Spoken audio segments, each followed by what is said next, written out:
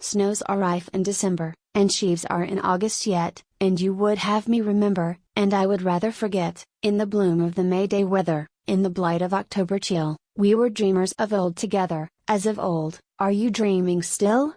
For nothing on earth is sadder than the dream that cheated the grasp, the flower that turned to the adder, the fruit that changed to the asp, when the day spring in darkness closes, as the sunset fades from the hills, with the fragrance of perished roses, with the music of parched up rills. When the sands on the seashore nourish red clover and yellow corn, when figs on the thistle flourish, and grapes grow thick on the thorn, when the dead branch, blighted and blasted, puts forth green leaves in the spring, then the dream that life has outlasted dead comfort to life may bring.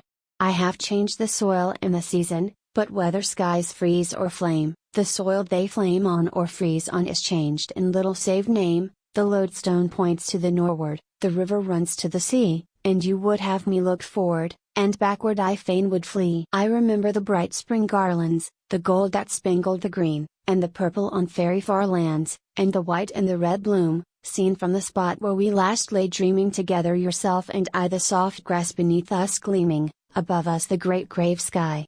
And we spoke thus, though we have trodden rough paths in our boyish years, and some with our sweat are sodden, and some are salt with our tears, though we stumble still, walking blindly, our paths shall be made all straight. We are weak, but the heavens are kindly, the skies are compassionate. Is the climb of the old and younger, where the young dreams longer are nursed. With the old insatiable hunger, with the old unquenchable thirst, are you longing, as in the old years we have longed so often in vain, fellow toilers still, fellow soldiers, though the seas have sundered us twain? But the young dreams surely have faded, young dreams. Old dreams of young days, shall the new dream vex us as they did, or is things worth censure or praise? Real toil is ours, real trouble, dim dreams of pleasure and pride, let the dreams disperse like a bubble, so the toil like a dream subside. Vain toil. Men better and braver rose early and rested late, whose burdens than ours were graver, and sterner than ours their hate. What fair reward had Achilles, what rest could Alcides win? Vain toil. Consider the lilies, they toil not, neither do spin. Nor for mortal toiling nor spinning will the matters of mortals mend. As it was so in the beginning, it shall be so in the end. The web that the weavers weave shall not be woven awry till the good is brought forth from evil, as day is brought forth from night. Vain dreams. For our fathers cherished high hopes in the days that were, and these men wondered and perished, nor better than these we fare, and our due at least is their due. They fought against odds and fell, in Avon, l'enfant perdu. We fight against odds as well. The skies. Will the great skies care for our footsteps, straighten our path, or strengthen our weakness? Wherefore we have rather incurred their wrath, when against the captain of Hazor the stars in their courses fought. Did the sky shed merciful rays, or with love was the sunshine fraught? Can they favor man, can they wrong man? The unapproachable skies, though these gave strength to the strong man, and wisdom gave to the wise, when strength is turned to derision, and wisdom brought to dismay, shall we wake from a troubled vision, or rest from a toilsome day? Nay, I cannot tell.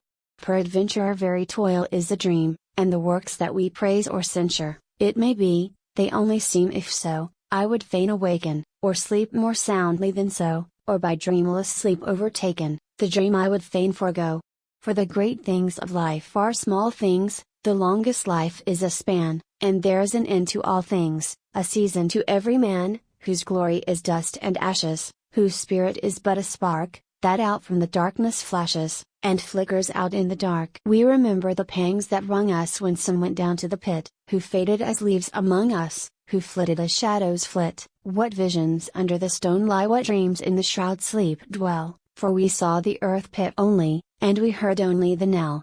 We know not whether they slumber who waken on earth no more, as the stars of the heights in number, as sands on the deep seashore shall stiffness bind them, and starkness enthrall them, by field and flood, till the sun shall be turned to darkness, and the moon shall be turned to blood?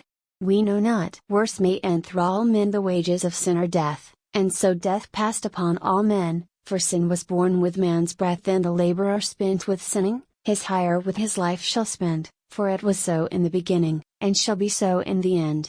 There is life in the blackened ember while a spark is smoldering yet, in a dream mean now I remember that dream I had leaf forget I had leaf forget, I had e'en leaf that dream with the stout should die if we did these things in the green leaf, what shall be done in the dry?